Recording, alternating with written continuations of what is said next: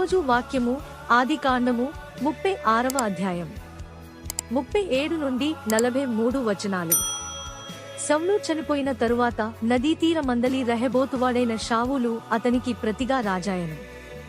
షావూలు చనిపోయిన తరువాత అక్బోరు కుమారుడైన బయల్హానాను అతనికి ప్రతిగా రాజాయెను. అక్బోరు కుమారుడైన బయల్హానాను చనిపోయిన తరువాత హదరు అతనికి ప్రతిగా రాజాయెను.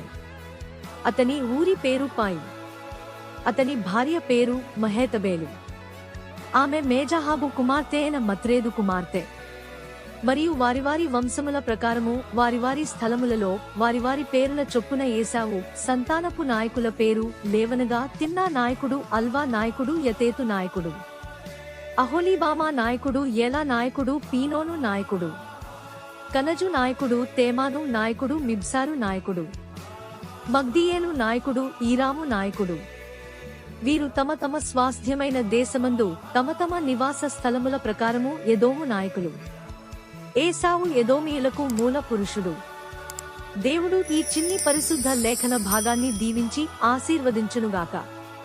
ఆమెన్.